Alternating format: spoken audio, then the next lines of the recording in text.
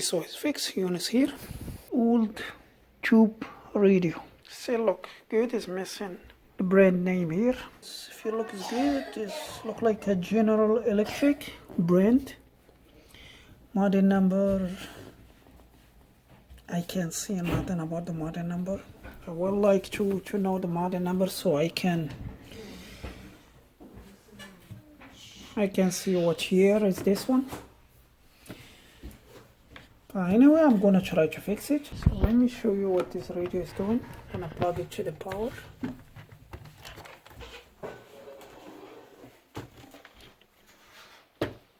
If you look over there, you can see the tube is on. There is one tube, it's on. And that's the lamp is on. And we have this sound.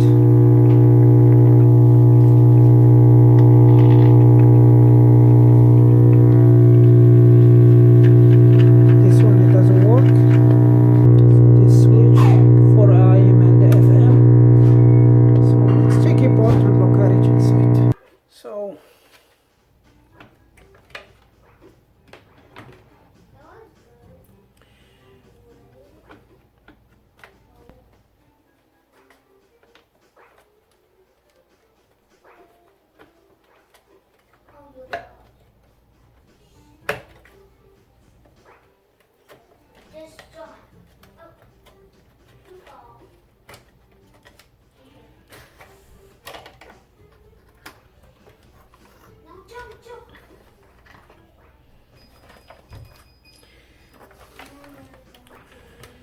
So I did make some tests. Yeah, from my experience, most of the time that noise in the radio is come from bad capacitors. So I did remove a couple capacitors, and we're going to now test them all.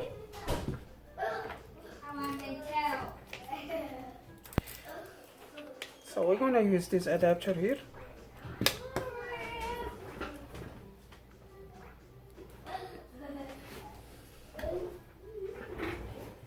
So this big capacitor, it was like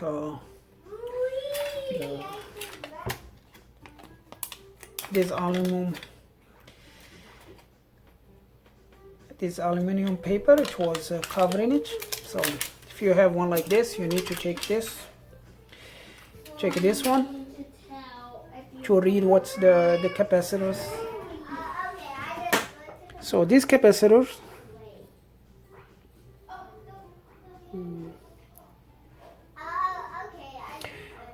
this one here, it has two capacitors in one.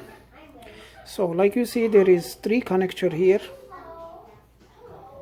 So there is A, B, and C. So there is a capacitor between A and B, and there is another capacitor between A and C. And here is telling you the capacitor, the A is the negative. So like you see here, the A is a negative. And the B is 100 microfarad, 150 volt. So between A and B, here is B, between A and B, there is a capacitor that's 100 microfarad and 150 volt. And between A and C, there is a 50 microfarad, a capacitor that's 50 microfarad and 150 volt. And these two capacitors have the negative side, they connect both in the negative side. And I'm going to show you how it's going to connect in the board as well. So you're going to need two capacitors to replace this big one. And so first, let's check these capacitors to see what's the number is going to give us. So between A and B, we said we should have 100 microfarad between A and B.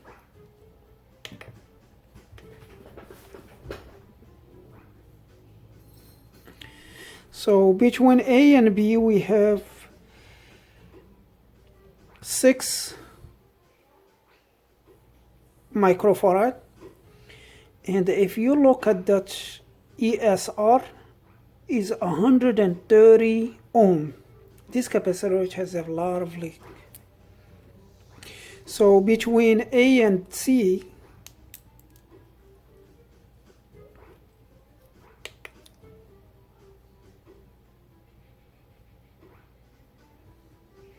this capacitor is leaking the voltage. So between A and C we have just 18 microfarad. It's supposed to be 50 microfarad. That's even less than half. And you have to check the ESR is 140 ohm. This capacitor should be like less than half ohm, even not 1 ohm.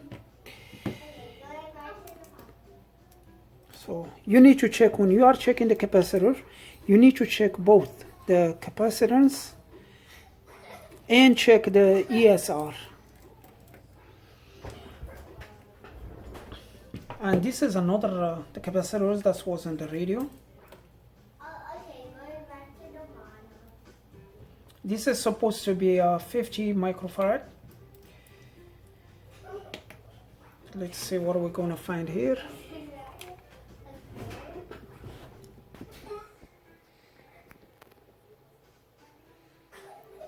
Okay, this one is give us 160 microfarad, and the ESR is a 3 ohm. So this capacitor is not stable, like it's going up and down. This one here. So this rate you just have these 4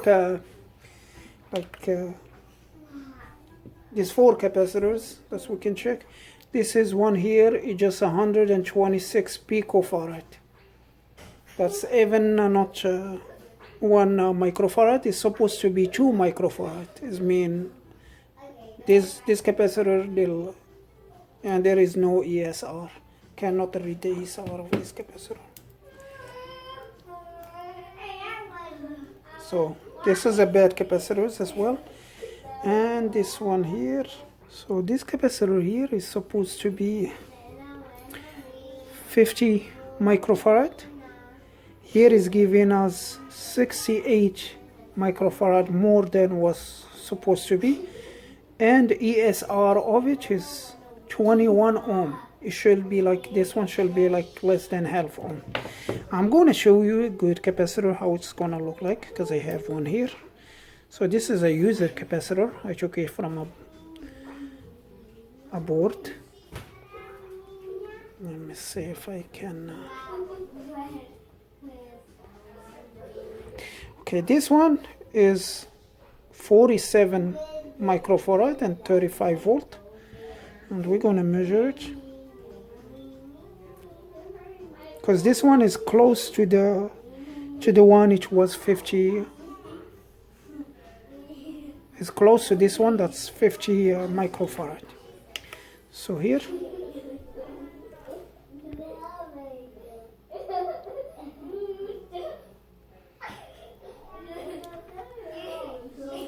so the capacitor is a 46 microfarad. So this is supposed to be 47. We have 46, is very close. If it is a 10% range is good, 10% more or 10% less is good. This means if we find like anything over 40 microfarad, this capacitor is still good. And if you look at the ESR of this capacitor, it's just a half ohm. So this capacitor is still good. But if we check the other ones, all of them is over like over 1 ohm. So I took some capacitors from the old boards that I have here, and to save some time, because it's not I'm sure you know how to do, so you know to do a little bit soldering. So to save some time, I put the capacitors back, the good capacitors, and I'm going to show you how it's. You see these big capacitors here, the one which has 100 microfarad and 50 microfarad. I replace it with this one here, 100 microfarad, 450 volt, and the other one here, this one here is a 47 microfarad, 450 volt. But when I check the capacitance of this capacitor is about like 49 microfarad. Is close to the 50 microfarad. And I changed this capacitor as well. So you can see this capacitor. So both of them is connected in the negative side, the connection in here. So that's the negative side. So I changed this capacitor here. You can see it. And I changed this capacitor here, because the leg of the capacitor was short, so I make a wire jumper. I don't know if you can see it. It's over there. Plus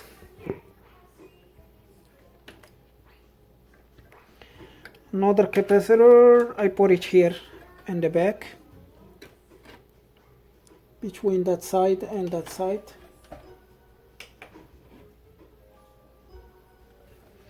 And now it's time to test it.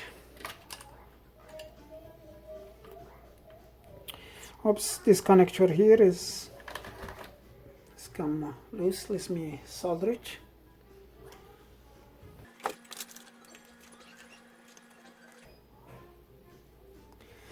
Yeah, be careful for the wires. Take a picture of the wires, because a lot of time when you are repairing this, you may like some wires gonna get disconnected and you're gonna get confused where is the wire goes. Take pictures, where is the positive of the capacitors, which capacitor, where is the connection of the capacitor, before you start taking the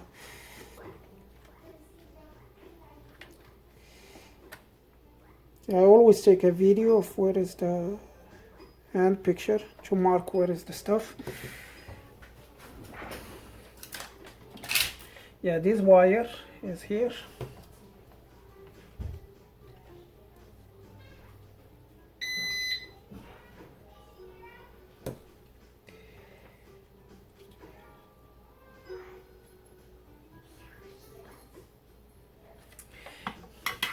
Yeah, another thing about this brown spot here, that's mean it was getting overheat.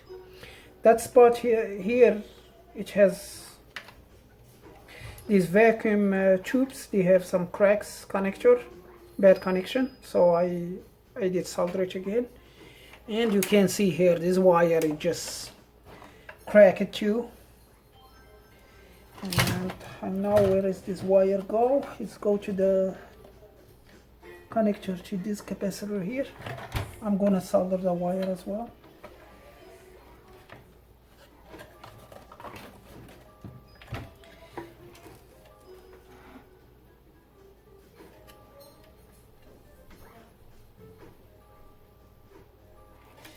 So I wanna be sure.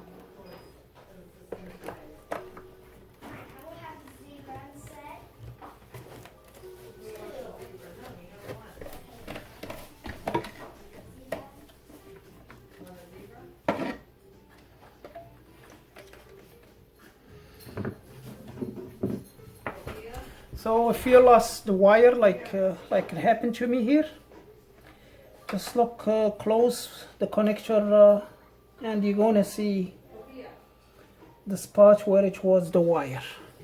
Just if you get confused and you don't know where is the wire go for to.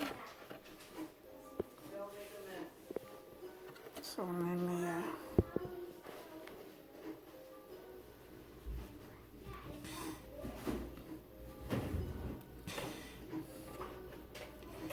so here, this is the spot where it was the wire. I can see the crack. I can see the new copper over there. See, that's where the wire cracked. That's a new copper is mean that's where the wire should connect. So let's connect this wire.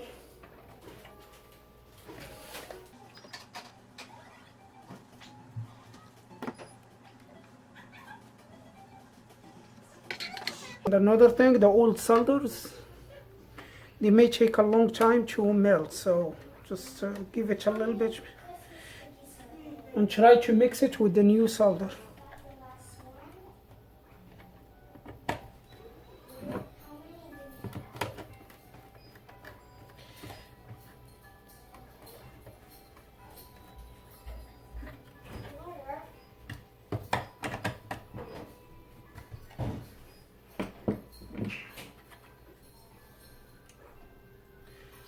Okay, that one is good.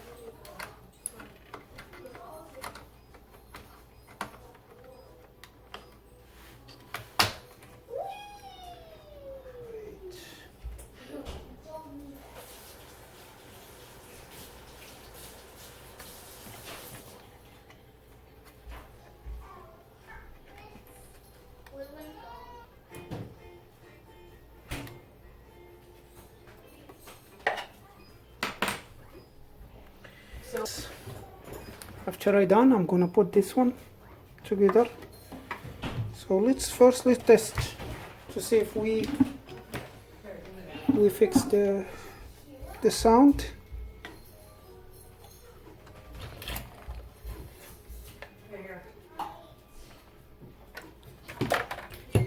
So I'm gonna turn on the radio.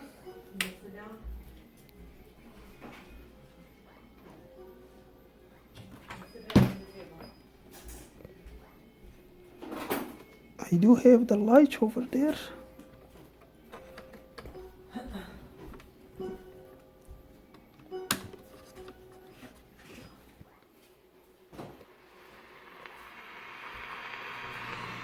Some sound is start coming.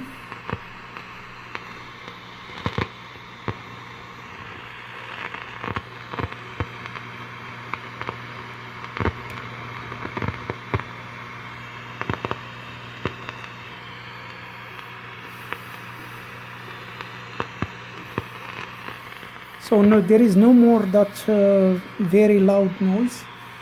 So let me see, this one is, oh yeah, we get some sound.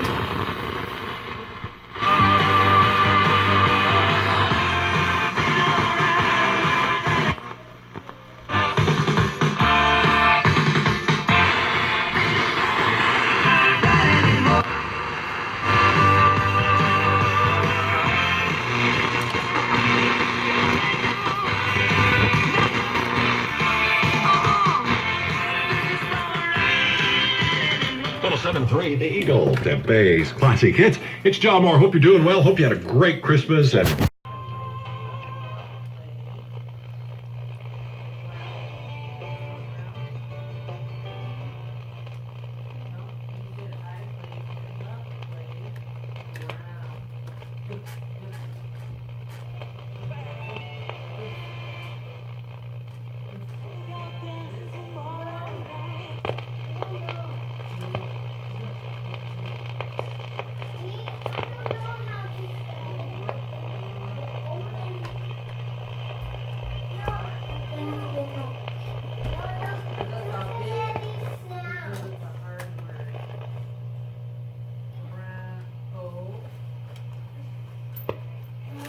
That was the music.